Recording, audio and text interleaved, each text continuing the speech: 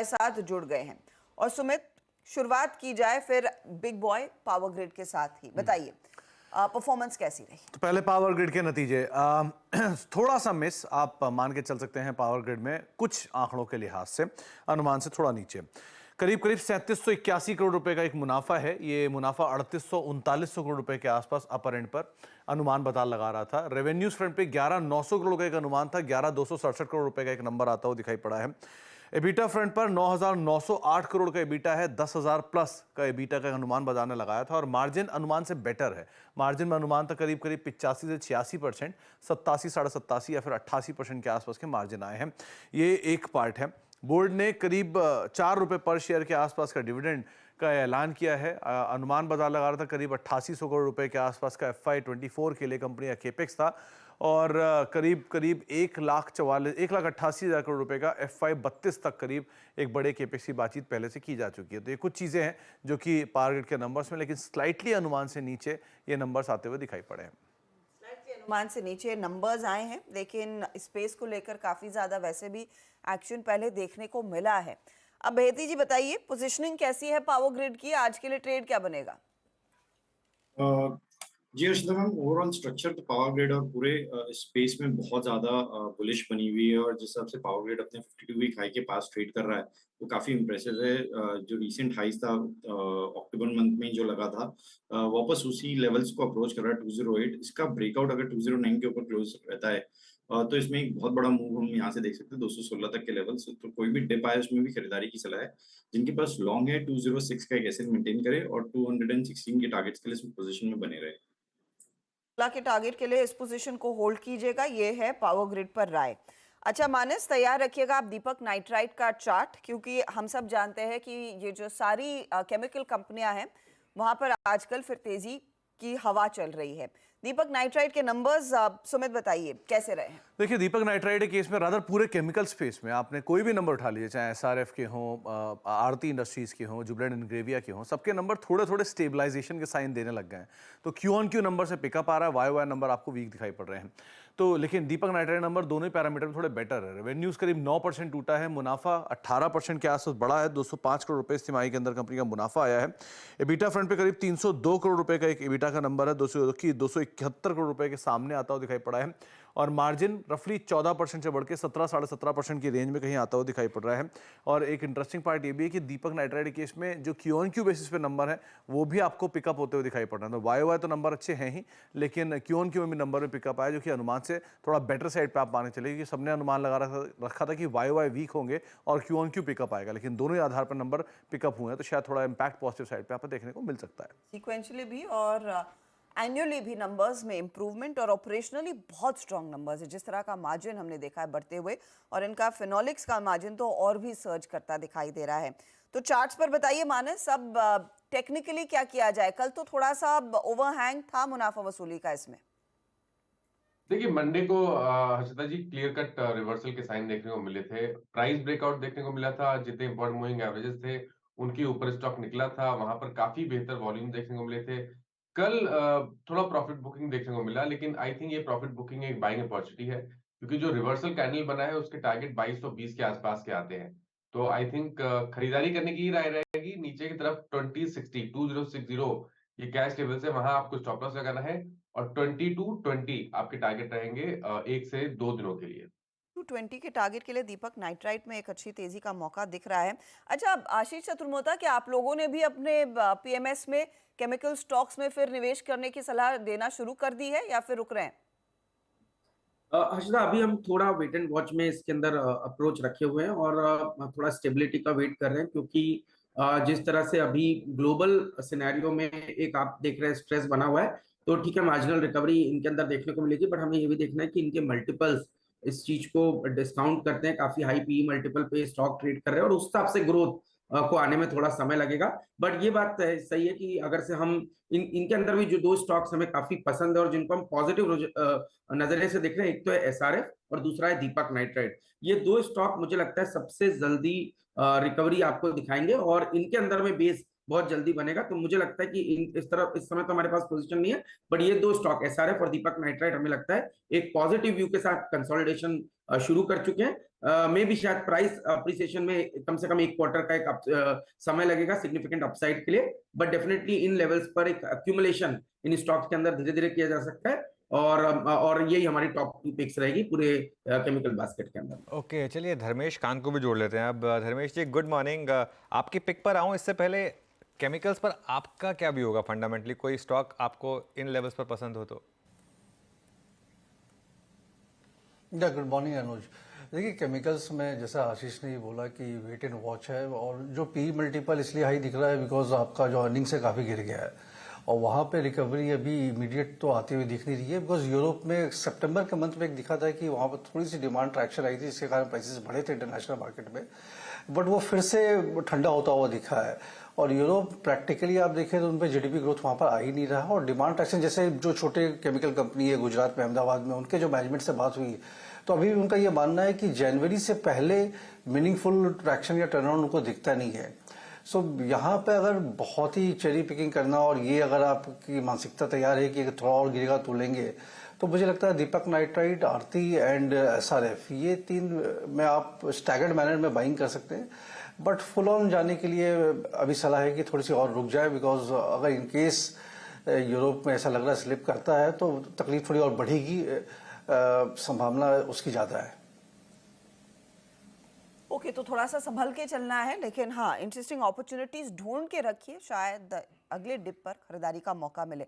धर्मेश जी, आज आपने हमारे लिए क्या टॉप कॉल तैयार किया है? देखिए, फॉर द डे 3-4 दिन के पर्सपेक्टिव से अभी से लेकर दिवाली के रनअप के लिए मुझे लगता है जाइडस लाइफ साइंसेज के नतीजे आए थे कल, नतीजे काफ़ी अच्छे थे। अगर यूएस का बिजनेस देखे तो वहाँ इनको काफ़ी अच्छा ट्रैक्शन मिला था, और ये एक काफ़ी निश फार्मा कंपनी है, जो मेन इनकी जो दवाइयाँ बिकती है वो कार्डियक से रिलेटेड बिकती है, रेस्पिरेटरी का बिकता है, पेन किलर्स ये बेचते हैं, और थोड़ा बहुत ऑप्थेल्मोलॉजी भी है जो आई ड्रॉप्स में यूज होता है। तो लीवर के लिए इन्होंने एक स्पेसिफिक दवाई बनाया है जिसपे जो वहाँ पे जो चर्बी जमा हो जाती है उसको घटाया जाता है, जो कि नॉन एल्कोहलिक चर्बी जमा होती है उसको भी घटाने की इनके पास दवाई है। दैट्स अ स्पेशलिटी मेडिसिन जो इन्होंने बनाया। इनके मार्जिन्स भी काफ़ी इंप्रूव होते हुए नजर आए। मुझे लगता है कि जो रिसेंट प्राइस करेक्शन था पिछले 1-1.5 महीने में, उसके हिसाब से रिस्क रिवार्ड रेशियो काफ़ी एडवांटेजियस बनता है। 3-4 दिन के लिए अगर बाइंग करके ट्रेड करने के लिए अगर इसे लेना है तो 630 से 640 का टारगेट इस पर आता हुआ नजर आता है। ओके, तो जाइडस लाइफ में एक मौका 630 से 640 का, तो ये एक और टॉप कॉल की श्रेणी में आप जोड़ लीजिएगा जो फंडा कॉल है। लेकिन चलिए, कुछ और नंबर्स है जिस पर बातचीत करनी है। सुमित, वायदे में कमिंस और बाकी परफॉर्मर्स कौन से थे? देखिए, कमिंस के केस में पहले एक बाजार में बज़ भी था, एंटिसिपेशन था कि इनकी ग्लोबल जो पेरेंट है वो कुछ गाइडेंस को कट कर सकता है, लेकिन कमिंस के जो नंबर्स है वो बहुत मिले जुले साइड पे ही आपको दिखाई पड़ेंगे। 288 करोड़ का एक मुनाफे का अनुमान था, 329 करोड़ का नंबर आया है। रेवेन्यू फ्रंट पर करीब 6 जो रेवेन्यू का नंबर है उसमें 1899 करोड़ का एक नंबर आता हुआ दिखाई पड़ा है, जो कि अनुमान था 2074 करोड़ रुपए के आसपास का, तो वहाँ पर थोड़ा सा मिस है। एबिटा फ्रंट पे 294 करोड़ रुपए का एक एबिटा का नंबर आया, जो कि मोर और लेस 317 करोड़ का एक अनुमान था, तो वहाँ पर भी स्लाइटली मिस है। और मार्जिन जो अनुमान था 15.3% का, वो 15.5% के आसपास आया, तो स्लाइटली रेवेन्यूज फ्रंट पर मिस है, एबिटा फ्रंट पर मिस है। मार्जिन ऑब्वियसली आता है और डिनोमिनेटर की वजह से थोड़ा बदलाव है, लेकिन आप इसको वीक साइड पर या फिर मिस साइड पर मानकर चल सकते हैं थोड़ा सा। इसके अलावा कुछ और एफ&ओ के स्टॉक्स की अगर बात की जाए तो श्री सीमेंट, जहां पर मुनाफा 491 करोड़ रुपए आया है, 453 करोड़ रुपए का एक अनुमान बाजार लगाकर चल रहा था, उससे बेटर साइड पर है। रेवेन्यूज फ्रंट पर करीब 4584 करोड़ रुपए का एक नंबर आया, जो कि 4488 करोड़ का एक अनुमान था, तो यहाँ पर भी बेटर है अनुमान से। एबिटा फ्रंट पर 870 करोड़ का नंबर है, 874 करोड़ का अनुमान था, तो अनुमान के आसपास एबिटा आया है। और मार्जिन भी करीब 19.65% का अनुमान था और 19% का नंबर देखने को मिला है। वाई बेसिस पे नंबर वैसे भी आपको पिकअप दिखाई पड़ेंगे, क्यों सीजनल नहीं था तो थोड़ा इंपैक्ट वहां पर है भी। अपोलो टायर बेहतरीन नंबर यहां पर आए हैं, करीब 473 करोड़ रुपए का एक मुनाफे का नंबर है। रेवेन्यू 6280 करोड़, एबिटा फ्रंट पर 1160 करोड़ रुपए का एबिटा और मार्जिन 18.5% पोस्ट किए हैं। टायर स्पेस वैसे भी सबके नंबर अच्छे आए हैं, तो एक और उसी श्रेणी में अच्छे नंबर इनकी तरफ से भी हैं। IRCTC जहां पर मुनाफा 30% करीब बढ़ा है, 295 करोड़ रुपए का एक मुनाफे का नंबर है, 995 करोड़ रुपए का एक रेवेन्यू का नंबर, 23.5% की बढ़त यहाँ पर भी है। एबिटा फ्रंट पर 20% के आसपास की बढ़त, 366 करोड़ रुपए और मार्जिन स्लाइटली मिस है, 36% के आसपास एक मार्जिन का नंबर है, जो कि 37% के सामने आता हुआ दिखाई पड़ा है। मार्जिन उल्टा है, 37 से घटकर 36% की रेंज में आता हुआ दिखाई पड़ा है। हालांकि इनका जो इंटरनेट टिकटिंग रेवेन्यू है वो 9% बढ़ा है, 327 करोड़ रुपए का एक नंबर वहां पर आता हुआ दिखाई पड़ा है। तो IRCTC अदरवाइज नंबर बेटर है, स्लाइटली बस मार्जिन में आप इसे मिस मान सकते हैं, लेकिन बाकी अपोलो के नंबर बेटर हैं, श्री के नंबर बेटर हैं, और थोड़ा सा मिस आपको कमेंट्स में दिखाई पड़ेगा। तो ये इनफैक्ट वो वायदे बाजार के नंबर्स रहे। इनमें से सचिन, कमिंस एक ट्रेड जो आपने काफी समय से ट्रैक किया हुआ है, अब चार्टिकली बताइए आज के लिए क्या पोजीशनिंग है, क्योंकि कमिंस के केस में भी मार्जिन्स बीट और बहुत तगड़ा बीट देखने को मिला है। मार्जिन्स में रेवेन्यू वीक है, हालांकि प्रॉफिटेबिलिटी बढ़ी है। हर्षदा, डेफिनेटली यहाँ पर थोड़ी सी वीकनेस ही नजर आ रही है। इनफैक्ट अगर हम पिछले 3 महीनों का डेटा देखें तो लगातार 1740 1750 इस पर्टिकुलर रेंज में काफी सप्लाई प्रेशर इस पर्टिकुलर काउंटर को नजर आ रहा था। एंड हाल फिलहाल में भी जिस तरीके से वापस एक रिबाउंड हुआ था, एक वापस अटेम्प्ट हुआ था अपने 20-डे वीकली एक्सपोनेंशियल मूविंग एवरेज के ऊपर की चाल बनाने की, बट कहीं जाकर वो भी वापस अटेम्प्ट फेल हो चुका है। एंड मुझे लग रहा है अगर 1680 का लेवल टूट जाता है आज के सत्र में तो काफी बड़ा डिक्लाइन इस पर्टिकुलर स्टॉक में नजर आ सकता है। कॉन्फिडेंट राइटिंग 1600 लेवल के आसपास ही है, तो मुझे लग रहा है नियर टर्म बेस भी कहीं जाकर वहीं पर प्लेस्ड है। इमीडिएट बेसिस पे अगर किसी की लॉन्ग पोजीशन है तो मुझे लग रहा है एग्जिट करनी चाहिए। एंड ऑन द कॉन्ट्ररी अगर 1680 टूट जाता है तो थोड़े से लॉन्ग शॉर्ट पोजीशंस अग्रेसिवली लेने में कोई हर्ज नहीं है। स्टॉप लॉस आप यहाँ से लगभग अराउंड 1695 पे लगाएं। ओके, तो ये फिलहाल आपके लिए कमेंट्स पर एक व्यू साफ है, लेकिन कैश मार्केट की भी लिस्ट लंबी है। सुमन बताइए क्या स्ट्राइक कर रहा है? देखिए, कैश मार्केट में क्योंकि इतने सारे नंबर थे तो सबको एक साथ फिट करना थोड़ा मुश्किल था, तो कुछ कैटेगरीज में नंबर्स को बांटा है। वो कैटेगरीज आपके सामने एक एक करके आ जाएंगी। सबसे पहले सबसे अच्छे नंबर्स जो हैं वो आप देख लीजिए एक साथ, जिसमें सेंट गोबेन के नंबर अच्छे आए हैं। 12-12.5% के आसपास आय बढ़ी है, 34% के आसपास मुनाफा है। तो एक गुड साइड के नंबर्स आप एक साथ सूची में देखेंगे, जिसमें सेंट गोबेन अच्छे नंबर्स की कैटेगरी में। स्नाइडर इलेक्ट्रिक 18% करीब आय बढ़ी है, मुनाफा 5 गुना बढ़ा है इनका। किम्स के नंबर में हालांकि आपको मुनाफे में डिक्लाइन जरूर दिखाई पड़ रहा है 16% के आसपास, लेकिन क्यू ऑन क्यू बेसिस पे इनके नंबर्स में एक अच्छा पिकअप आता हुआ दिखाई पड़ा है। इसके अलावा कुछ और गुड में अगर आप देखें, बलरामपुर चीनी नंबर्स में इनके अच्छे नंबर भी हैं, प्लस यहाँ पर एक पिकअप इनकी कमेंट्री में भी आया है। 38% के आसपास आय बढ़ी है, और मुनाफे के अंदर भी एक अच्छा नंबर देखने को मिला है। और प्रिंस पाइप, इसके नंबर भी अच्छे हैं। इनफैक्ट पाइप स्पेस में ज़्यादातर सभी कंपनियों के नंबर अच्छे आ रहे हैं, तो इनके नंबर अच्छे हैं। 3% के आसपास कंपनी की आय बढ़ी है, मुनाफा 22 करोड़ रुपए के आसपास मेंशन किया कंपनी ने। तो ये बेहतर साइड पर नंबर आप मान के चल सकते हैं। थोड़े मिक्स नंबर, मैं वीक नहीं बोलूँगा, मिक्स साइड पर जो नंबर है उनमें आया है लक्स इंडस्ट्रीज़ के नंबर। करीब 0.5% के आसपास इनकी आय बढ़ी है, मुनाफा 13% के आसपास बढ़ा है। विनाती ऑर्गेनिक्स में आपको नंबर इधर वाई बेसिस पे वीक दिखेंगे, क्यू ऑन क्यू भी स्लाइटली फ्लैट है। तो केमिकल के नंबर वैसे भी इसी तरह के आ रहे हैं। तो आय करीब 21% घटी, मुनाफा 27% घटा, लेकिन क्यू ऑन क्यू थोड़ा पिक है। स्टोव क्राफ्ट के नंबर में भी आपको क्यू ऑन क्यू में पिकअप दिखाई पड़ेगा, वाई में वीक है, 6-6.5% टूटा है, और 43% के आसपास वो मुनाफा गिरा है। ग्रीव्स कॉटन के नंबर में आपको घाटा दिखाई पड़ेगा, लेकिन वहाँ एक एडजस्टमेंट है 300-350 करोड़ रुपए का, उसको एडजस्ट कर देंगे तो कंपनी का जो घाटा है वो मुनाफा आ जाएगा। तो ग्रीव्स कॉटन आय बढ़ी है, लेकिन एडजस्टमेंट की वजह से घाटा है, वो एडजस्टमेंट हटाएंगे एक्सेप्शनल आइटम का, तो थोड़ा पिकअप कर रहा है। मनाली पेट्रो 5.5% आय घटी है, मुनाफा इनका 6-7% बढ़ा है, इसलिए इसको मिक्स में डाला है। और इंड स्विफ्ट लॉफ, यहाँ पर मुनाफा 25% बढ़ा है और 6% के आसपास आय घटी है, हालांकि ये कल 6-7% चल चुका है, तो उस लिहाज से आप देखिएगा। थोड़े वीक साइड पर नंबर आपको दिखाई पड़ेंगे सिंभावली शुगर के, करीब 40 करोड़ का घाटा एक बार फिर आया है। ये पिछले साल भी 40 था, पिछली तिमाही में 11 करोड़ था, इस बार 40 करोड़ हो गया है, तो घाटा बढ़ा है इनका। और अपडेटर पहली तिमाही के नंबर आए इनके आई लिस्टिंग के बाद से, फिर भी वीक साइड पर दी है इन्होंने वाई और क्यू ऑन क्यू, तो इस लिहाज से आप इसके ऊपर नजर बनाकर रखेंगे। तो ये कुछ गुड बैड या गुड मिक्स और वीक साइड पर नंबर्स आप देख रहे हैं। तो गुड बैड अगली आपके सामने आ गया, कई सारे नंबर्स है जिस पर मार्केट रिएक्ट करेगा, लेकिन साथ ही आज दूसरी खबरें भी हैं। शुरुआत किसे करेंगे? इंडिगो। इंपॉर्टेंट खबर है ये आज के लिए, क्योंकि कंपनी के 30 से लेके 35 एयरक्राफ्ट ग्राउंडेड होने की बातचीत है। ये उस सब है जबकि ये कंपनी ऑलरेडी डोमिनेट करती है मार्केट शेयर में, 50% प्लस मार्केट शेयर है, प्लस कंपनी की ऑलरेडी 40 ग्राउंडेड एयरक्राफ्ट जो है वो ग्राउंडेड है। अब उसके बाद 30 से 35 और ग्राउंडेड होने की बातचीत है, जो कि मार्च 2024 तक होने की बातचीत है। ये PNW इंजन की जो इनके इश्यूज ऑलरेडी चल रहे हैं, उसी के मद्देनजर ये एक और अपडेट आता हुआ दिखाई पड़ रहा है। तो इंडिगो के ऊपर और स्पाइस जेट रादर दोनों के ऊपर आप नजर रखेंगे कि इस तरह की पीक सिचुएशन में अगर ऐसी खबर कंपनी देती है तो दूसरी एयरलाइंस के लिए भी इम्पैक्ट कर सकती है। तो उस लिहाज से आप इसके ऊपर नजर रखेंगे।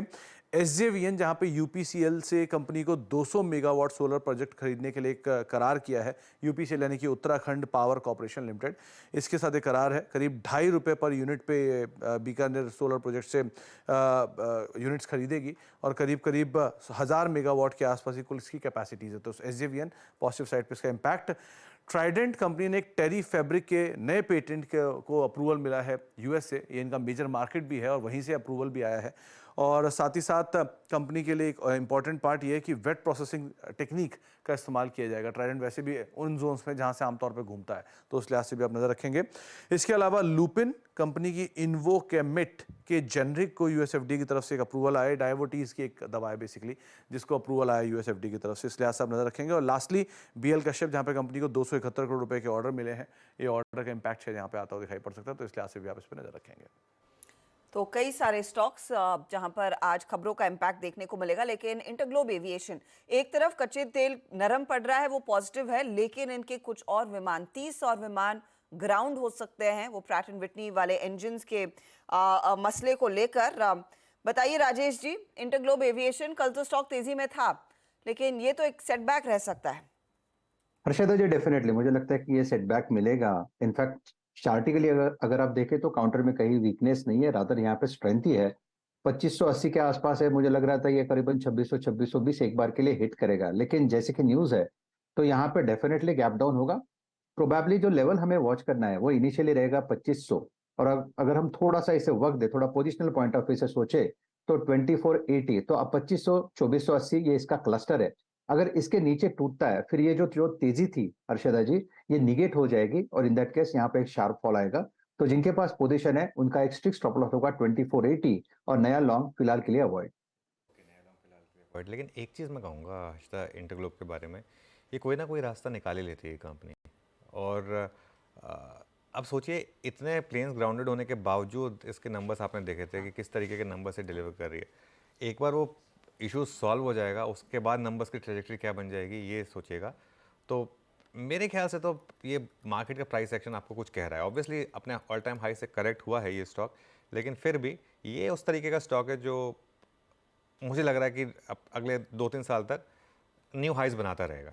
इसमें बस वो एक बीच में दिक्कत रहेगी, वो जो फाउंडर का जो स्टेक सेल बीच बीच में आता रहेगा, वो ठीक है, वो भी एब्जॉर्ब हो जाता है मार्केट में बहुत फटाफट, तो उसमें भी कोई दिक्कत नहीं है। लेकिन स्ट्रांग है, वैसे काउंटर स्ट्रांग है, बीच बीच में ये सब चीज़ें चलती रहेंगी यहाँ पर। तो बीच बीच में थोड़ा बहुत ऊपर नीचे वाला एक्शन चलता रहेगा, लेकिन हाँ, कंपनी सबसे ज़्यादा मार्केट शेयर होल्ड करती है। कंपनी की सबसे ज़्यादा दरअसल यील्ड है, कैपेसिटी आगे बढ़ाना चाहते हैं। थोड़ा सा सेटबैक है ज़रूर कि 30 और विमान, लेकिन वो मार्च तक बात हो रही है। होपफुली तब तक अगर सिचुएशन में कुछ सुलह निकल कर आ जाती है या फिर किसी और पार्टनर से ये यहाँ पर विमान लीज पर भी ले लेते हैं, वहाँ पर I am sure there is light at the end of the tunnel. कुछ और स्टॉक्स जिनकी हमने चर्चा करनी है, जहाँ पर काफ़ी एक्शन देखने की उम्मीद जताई जा रही है। एक पॉकेट टायर स्पेस, धर्मेश जी, हमने जेके के देखे नतीजे, सीएट का परफॉर्मेंस देखा, आज अपोलो टायर का परफॉर्मेंस देखा। एक तरफा बहुत बढ़िया नंबर्स, बहुत अच्छा मार्जिन प्ले देखने को मिल रहा है। क्या ये एक पॉकेट है ऑटो एंसिलरीज में जहां पर इस समय नई पोजीशंस अभी भी ली जा सकती हैं? जी हर्षिता, बिल्कुल ली जा सकती है, बिकॉज जो नंबर्स आए हैं काफ़ी स्ट्रांग आए हैं। और जो बेस्ट पार्ट ये है कि जो रबर प्राइसेस इंटरनेशनल मार्केट में उसमें कोई खास इजाफा हुआ नहीं है, तो मोर और लेस वो स्टेबल एक रेंज बाउंड मूवमेंट में ट्रेडिंग कर रहे हैं। और इसका एक कारण ये भी है कि इंटरनेशनल मार्केट में जो व्हीकल सेल्स है, चाहे वो यूएस का हो, यूरोप का हो या फिर अदर इमर्जिंग मार्केट में हो, वहाँ खास तेजी नहीं हुई है। जो तेजी आने वाली हो, एक्सपेक्टेड तेजी है, वो अपने मार्केट में है, जो कि हम लोग मंथ ऑन मंथ नंबर्स पे देख रहे हैं। तो यहाँ पर ओईएम और रिप्लेसमेंट दोनों मार्केट में काफ़ी अच्छा ट्रैक्शन है। ग्राउंड लेवल पर डीलर चेक करें तो वहाँ पर भी वो जो बता रहे हैं कि टायरों को सेल्स की रिप्लेसमेंट मार्केट की बिक्री काफ़ी अच्छी बढ़ी है और नॉर्मली फेस्टिव सीजन में ऐसा रहता है। तो मुझे लगता है ये जो ट्रैक्शन है मार्जिन्स तो इनके मेंटेन हो जाएंगे नेक्स्ट क्वार्टर के लिए भी। Q3 तो डेफिनेटली मार्जिन्स मेंटेन होंगे और Q4 देखना पड़ेगा because and of the day commodity play है, प्राइसिंग का कैसा चलता है। और जो अपसाइड की वैल्यूएशन के हिसाब से तो ये हमेशा से थोड़े एक्सपेंसिव ट्रेड किए हैं, वो करते रहेंगे, बट गोइंग फॉरवर्ड मुझे लगता है 10-15% की अपसाइड की और गुंजाइश है। बेस्ट टॉपिक इस स्पेस में C8, JK एंड अपोलो की बात करें तो मुझे अपोलो टायर्स में काफ़ी अच्छा अट्रैक्शन लगता है। ये एक महीना पहले भी मैंने आपके चैनल पर रिकमेंड किया था, उसके साथ कायम है एंड अराउंड एटलीस्ट 15-20% के आसपास का अपसाइड ट्रैक्शन मिलना चाहिए 2-3 महीने के होल्डिंग के हिसाब से। ओके, चलिए अब एक काम करते हैं, दिवाली पिक्स भी ले लेते हैं और आज हम लेंगे दिवाली पिक्स सचिन से और आशीष चतुर्मोता से। सचिन, पहले आपसे ले लेते हैं आपकी दिवाली पिक। अनुज जी, मुझे लग रहा है यहाँ पर प्रिज्म जॉनसन का जो स्ट्रक्चर है काफी इंटरेस्टिंग रहा है। इनफैक्ट सारे सीमेंट पैक्स में अगर हम ईयर ऑन ईयर परफॉर्मेंस देखें तो I think one of the top gainers रहा है इस पर्टिकुलर साल के लिए। एंड जिस तरीके से मंथली चार्ट पे एक ब्रेकआउट है अपने कप एंड हैंडल फॉर्मेशन से, मुझे लग रहा है ये जो तेजी नजर आ रही है वो लगातार चलते ही रहनी चाहिए। ऑन द हायर साइड लगभग एक्सपेक्टेशन यही होगी कि 205 के आसपास के स्विंग्स बने एंड स्टॉप लॉस आप 126 पे लगाए on a weekly closing basis. जिस प्राइस पे अभी फिलहाल कोट कर रहा है, मुझे लग रहा है थोड़े से अगर डिक्लाइंस मिलते भी है तो 135 के आसपास एक काफी अच्छा डिपेंडेबल सपोर्ट है। So buy on declines, accumulate on declines की रणनीति यहाँ पर मैं सुझाऊंगा। 135 तक आपको इसे अक्यूमुलेट करना है अपने पोर्टफोलियो में, 126 का स्टॉप लॉस लगाना है वीकली क्लोजिंग बेसिस पे एंड 205 का लक्ष्य नजर आ रहा है पैटर्न के लिहाज से। तो सचिदानंद उतेकर का दिवाली पटाखा आपके लिए प्रिज्म जॉनसन है। 205 के टारगेट के लिए तेजी करे, स्टॉप लॉस भी नोट कीजिएगा जो 126 पर लगा सकते हैं। आशीष चतुर्मोता जी बताइए क्या है दिवाली तोहफा? जी, तो हजरा हमारा पुराना फेवरेट रहा हुआ है स्टॉक और डिस्क्लोजर है कि स्टॉक पोर्टफोलियो में भी हम ओन करते हैं और स्टॉक है टाटा एलेक्सी। काफी अच्छा एक मेजर टेक्निकल ब्रेकआउट हमें स्टॉक में नजर आया जहां पर स्टॉक ने ऑलमोस्ट एक साल के कंसोलिडेशन को ब्रेकआउट किया और बहुत ही स्ट्रॉन्ग वॉल्यूम से किया।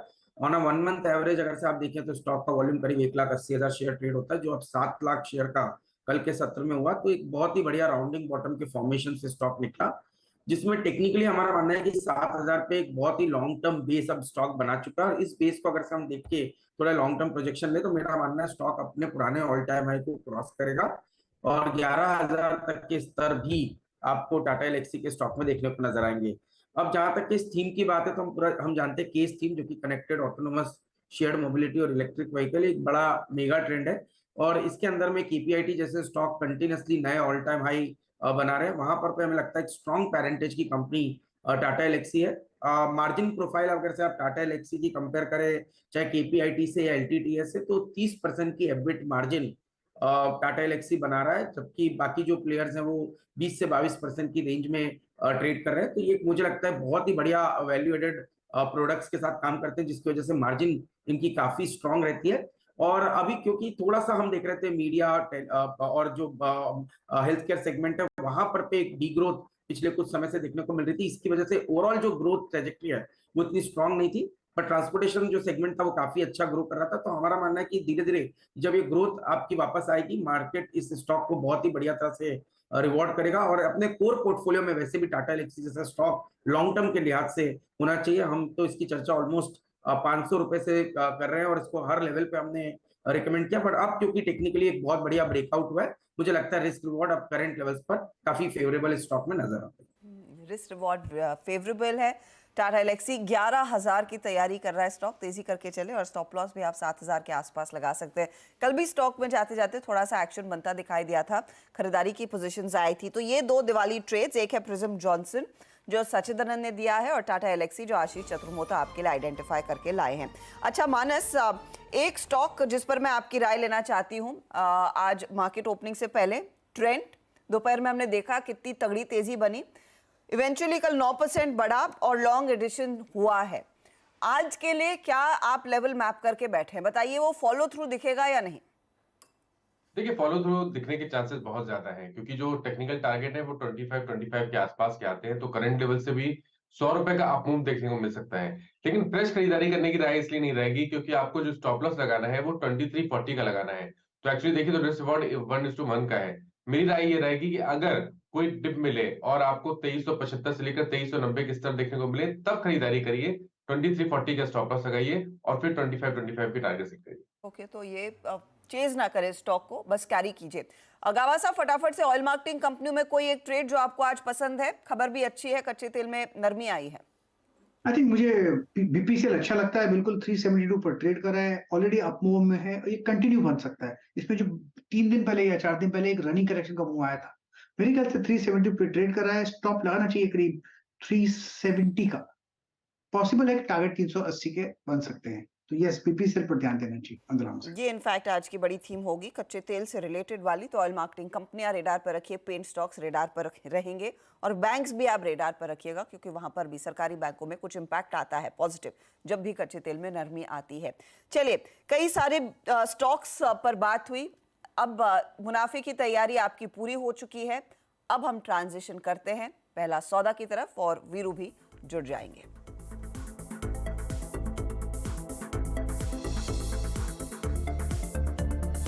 ये है पहला सौदा, सीएनबीसी आवाज मोतीलाल ओसवाल स्टूडियो से लाइव।